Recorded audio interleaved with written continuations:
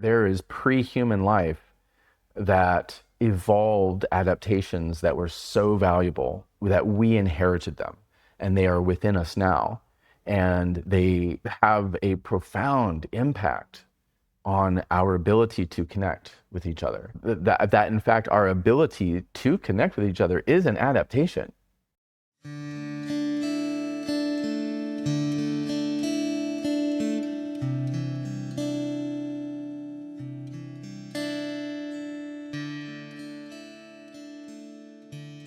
Welcome back to our living room, and welcome back to the Experience of We. I'm Matthew. I'm Naomi, and we are continuing to weave a thread that we began a few episodes ago about the nature of connection. We've talked about how connection is an embodied phenomenon. It's not chosen, it's felt into experience. We've also talked about how, therefore, the quality of our connection depends on our physical experience.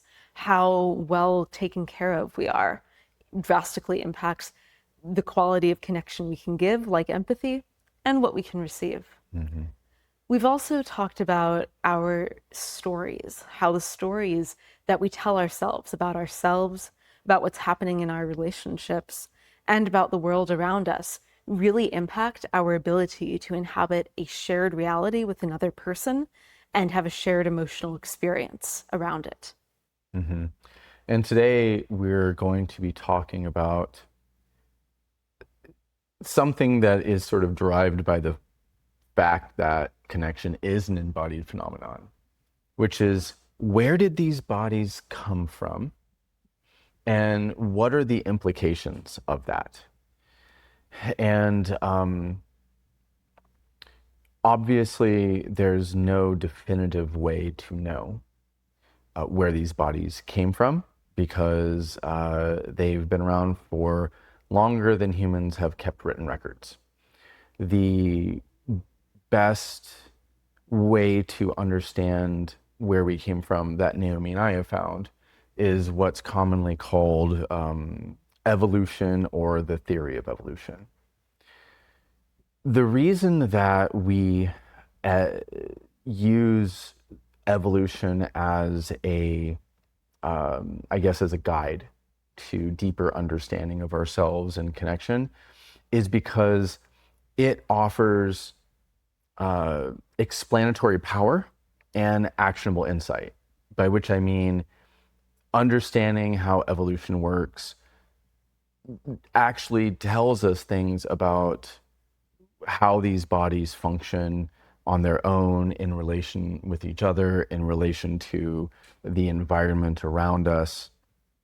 And that gives us actionable insights. We can actually do something with the knowledge that we can derive from evolution.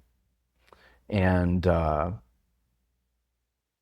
So this has a huge bearing on connection, on our ability to feel connected to others, on the qualities that determine how much of it we feel, and on our moment to moment embodied experience of connection. So, for instance, our emotions, anger, anxiety, dread, joy, delight, all of these emotions are what we think of as evolutionary adaptations. It's a sensory system. With eyes, I can navigate my environment, among other things. And with ears, well, emotion is another way that we navigate our environments. It helps tell us what's happening. Maybe not with direct translation, but it always contains a nugget of truth of what's happening around us. And so connection is really shaped by these adaptations that evolved, that we inherited, not just from our human ancestors, but from our mammalian ancestors before that. yeah, these characteristics that we have were conserved across something that's called deep time. Deep time is is a concept that's important to evolution, because what it essentially tells us is that these bodies that we're in right now took billions of years to create, of iterations from single-celled organisms all the way up to these bodies which have trillions of cells working together in continuous collaboration to allow us to walk around, talk to each other, connect, and make YouTube videos. And that's I don't see many trillion person collaborative efforts. Oh man, I would love to see a trillion person collaborative effort. Yeah, that'd be a few more persons than Yeah, we then we have. have. Okay, I wouldn't like to see that much, Right. but yeah. So we're not going to get into the fullness of the theory of evolution right now in this episode. And we want to sort of invite you into imagining the difference between you and your parents, or if you have children, the difference between you and your children. Your parents are one iteration, and you're one iteration. And if you have children, they're an iteration. And if their children have children, there will be another iteration. And so the easiest example I like to go to is, so if you have an iPhone or if you have a smartphone, I know this is probably this assumes access to technology. So I'm going to name that I feel mildly cautious about using this as an example. And if someone's watching our YouTube video, they have access to YouTube. Oh, right. So you might be watching this on your iPhone or on your mobile device. So this year's iPhone obviously has gadgets and doodads that last year's iPhone didn't have. And ditto, the iPhone before that didn't have things. And so each iPhone iterates and adds things. And the same thing happens in evolution. Every iteration of humans has the potential, at least, to add or subtract things or make tiny incremental changes. Oh, so there's a siren going. Yeah, I right don't know now. whether you'll be able to hear that. It's pretty loud, so I think it's likely that you will. We live near a human adaptation called a hospital, um, which preserves our lives. Yeah. And so, thank you to the ambulance. Every time we see one, we try to connect, not to annoyance about the sound, but to gratitude for the fact that we have such services here. Yeah. So thank you, life-saving people. We are definitely glad you're here. Returning to evolution. So realizing that human life is the product of this deep time process of tens and thousands and millions and billions of incremental iterations across generations of living creatures, from single-celled organisms, for instance, all the way up to us, a trillion plus cell organisms. And that the best, most adaptive, I guess not best, but most adaptive traits that helped us to survive and reproduce over those generations were conserved in our bodies. And so we have things in us, features, adaptations that actually precede the emergence of the human species. And so there were species that developed these adaptations before they became us, because those adaptations were so valuable to survival and reproduction. And so we still have them. And so there is pre-human life that evolved adaptations that were so valuable that we inherited them, and they are within us now, and they have a profound impact on our ability to connect with each other.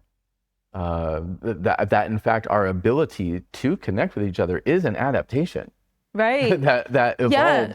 for a specific Right. reason. Not every species is pro-social. Not every species survives best together. Yeah, I never see groups of squirrels. We have a lot of squirrels in our neighborhood. I never Yeah. see groups of squirrels in the park having a picnic together. So they have a different social system than they evolved a different social system than we did. Yeah. And so while we're not trying to explain the entirety of the process of evolution in this video, we're trying to set this as a piece of context because in future videos, we are going to be talking about some of our evolved adaptations and how they impact connection, why they were either designed for that, or in some cases, why they were designed to break connection. Yeah. We have adaptations that are meant to break connection when connection is unsafe or untrustworthy. And there's wisdom in that too. And that's Mm-hmm. part of why we say connection is an embodied phenomenon, is as we're talking about it, these embodied, inherited aspects of ourselves and therefore our relationships came from not just our ancestors and not just even our primate ancestors or our mammalian ancestors, but back and back and back and back. And so our sense of ourselves, our social interface, is way newer, is later to the game, is a lot younger. Mm. And so this is why connection is an embodied phenomenon, because our bodies are taking in data and having impacts and making decisions based on it far faster than our awareness catches up Mm-hmm. or than our story of what is happening in our social interface catches up. Mm-hmm. Yeah, yeah. What happens in our body happens faster than our conscious selves can track, and sometimes our conscious selves can't track it at all. There are many things happening in our bodies that our conscious selves can't track, and then our stories typically lag way behind, at least our individual conscious selves. Yeah. And so there are all these different layers of what we are, with storytelling being a late adaptation. Yeah. But before that, there was this adaptation called the conscious self, what we call the conscious self, on and on back. And all of these different layers of adaptations function together in ways that humanity is learning through science and things like the study of evolution. Our species is learning to understand and predict how these bodies work in relation to each other. We have more knowledge about that right now than we ever have. And that's part of what we're trying to bring to you slowly in this series. Yeah, because a lot of our relational system that we're building, that we're co-creating with anyone who wants to participate, but a lot of our understanding of it and the underlying practices are all based on our understanding of the way that evolution plays out in our bodies in modern life. Mm-hmm. And so, again, this is why exploring the nature of connection is so fruitful, because this really underlies so much of what we want to share with you. Yeah, and with that, I feel complete for this video. I do too. Great. Well, we really appreciate your presence, and we look forward to talking to you next time. Bye.